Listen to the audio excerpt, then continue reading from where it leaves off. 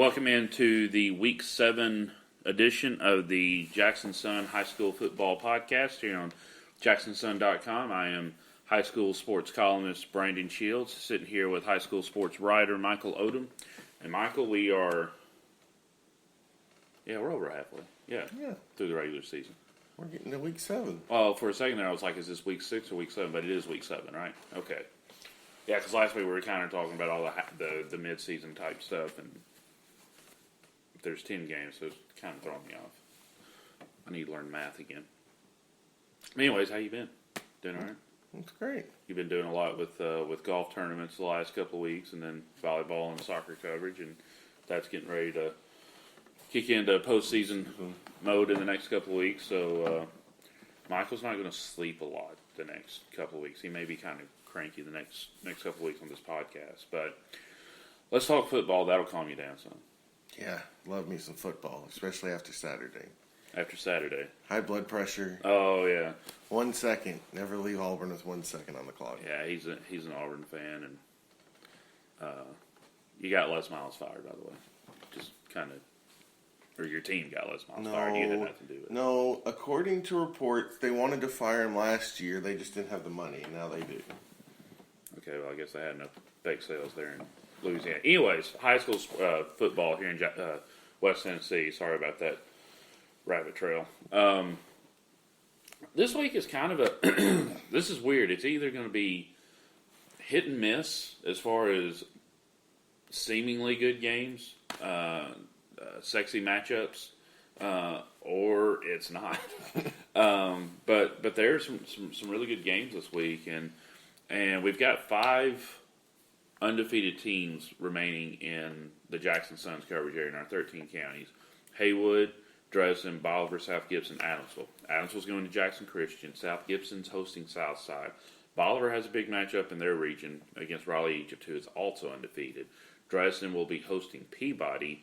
Haywood will be traveling to Hardin County, who has just 1 loss. Just kind of looking at that group, who would you say has the biggest chance of taking their first loss this week? You know, last week I said a lot about how Southside wasn't playing well, but their 7-2 halftime score against Dyersburg showed that those kids have something in them.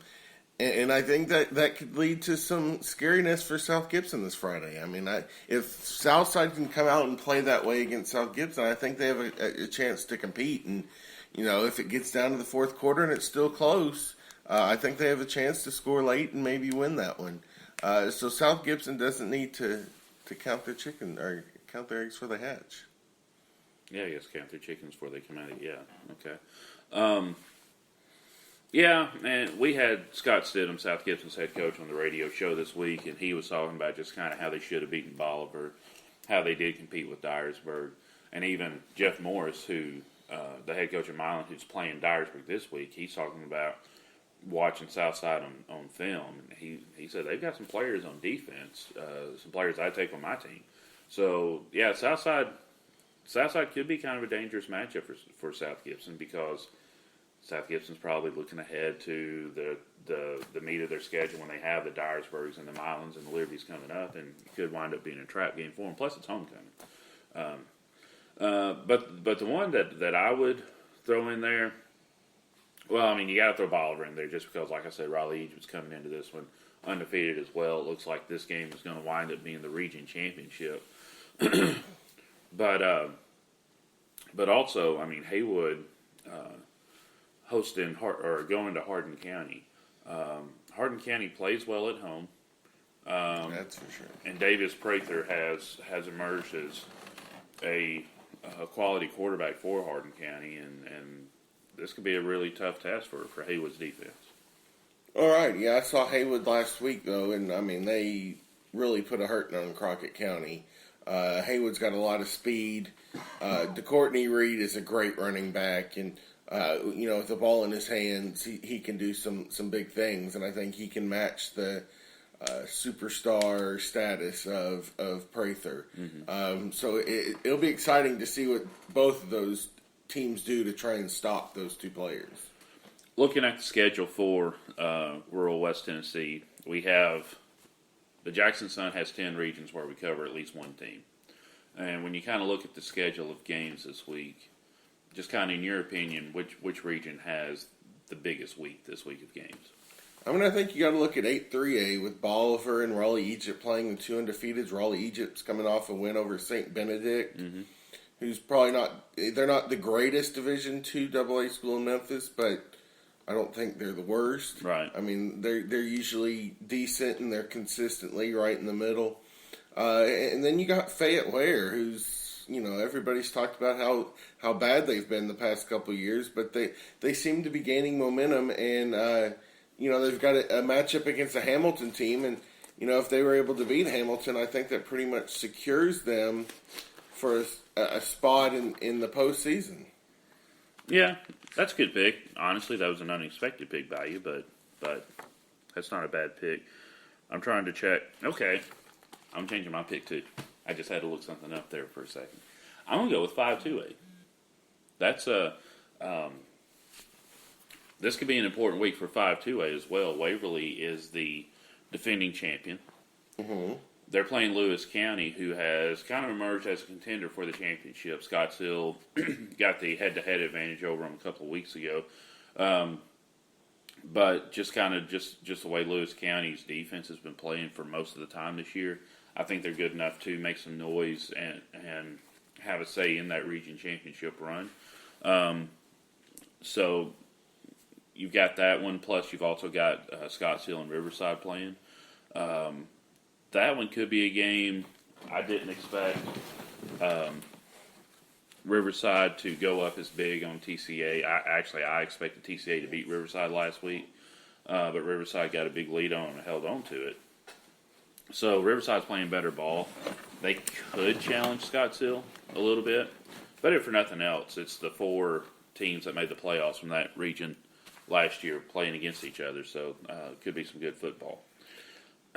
But another region that's going to have a big week, they've definitely got a big game coming up, is that Dyersburg-Milan game. I mentioned it earlier, talking with Jeff Morris, previewing their trip over to Dyersburg. And they both lost to Liberty. They both still got to play South Gibson, and South Gibson could play a part in determining playoff seeding.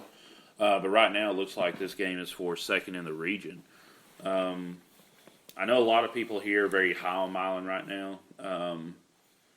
But, just kind of coming off of Dyersburg. You saw Dyersburg a couple weeks ago and they lost to Liberty.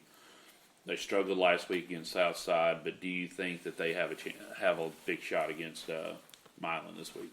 I guarantee you that Dyersburg's coach is going to take that Southside game and use it to open his kids' eyes and make sure that they're aware that these teams are gunning for them. That, yes, they didn't play well against Liberty, but you can't keep your head down and keep dragging it along. And I think that's what happened in the first half against Southside is, they just didn't come in ready. But second half, they really put some things together and kind of pull away a little bit.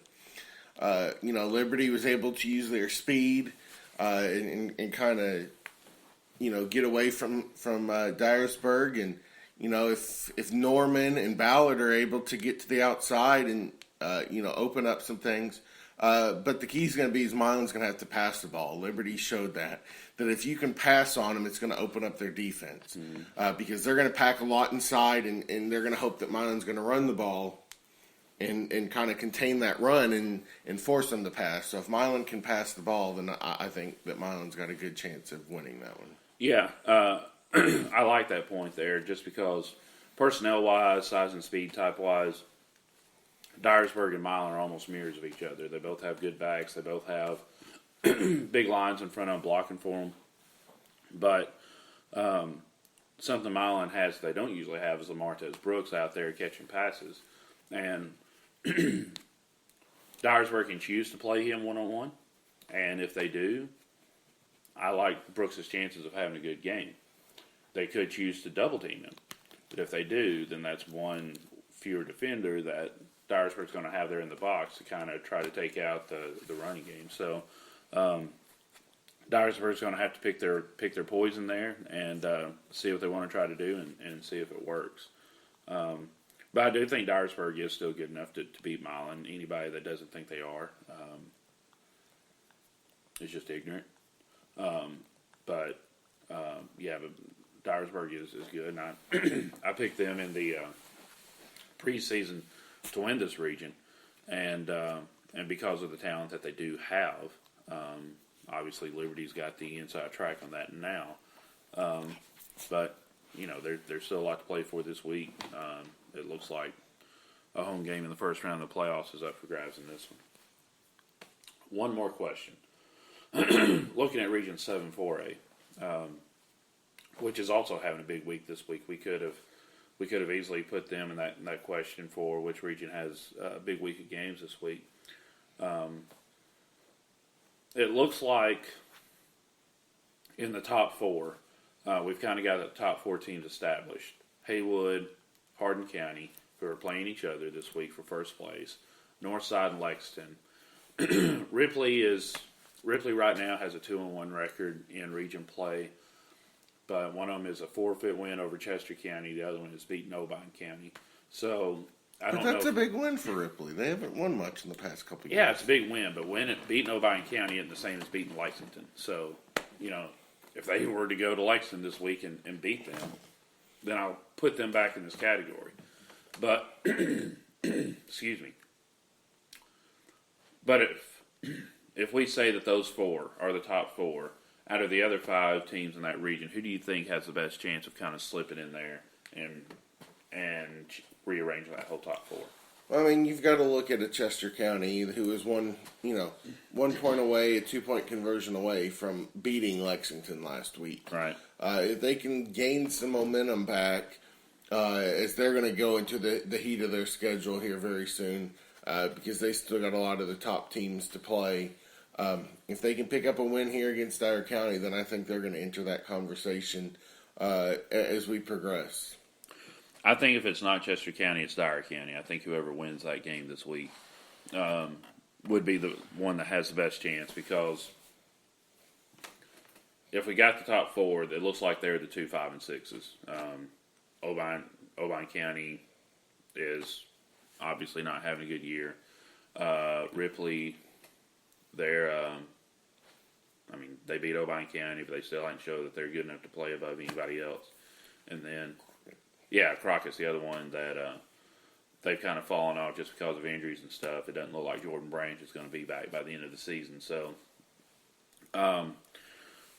you're really kind of looking at those other 6, and Chester County and Dyer County are the 2 that are going to challenge that. I'm guessing, unless something weird happens in the month of October, I'm guessing whoever loses this game between Chester and Dyer will be essentially out of contention for the playoffs. Dyer County, they've played Northside. Yep. They've played Hardin County. Right. They've played Haywood. Wow, that's a good point. So there's very little for them to be able to move up into. Yeah. Where Chester's still got all those teams to play. But there is, but at least you feel better about Dyer County's future because they don't have those teams to play against. So, they only have Lexington left to play with. So you got to think if they're good enough, and if they're good enough to beat Chester, they should be good enough to beat Obion and Ripley and Crockett. So it's going to come down to that Dyer County Lexington game, and that one could wind up being a fairly big matchup, just depending on if Lexington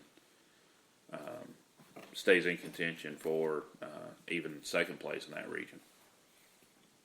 So, all right, well, you're going to Dresden Friday night for the Peabody Dresden game. I'll be in Savannah for Hardin County Haywood. Thanks for coming on, Michael. And those of you who are listening, appreciate you listening, and thanks for logging on to JacksonSun.com. Good luck to your teams this week. See ya.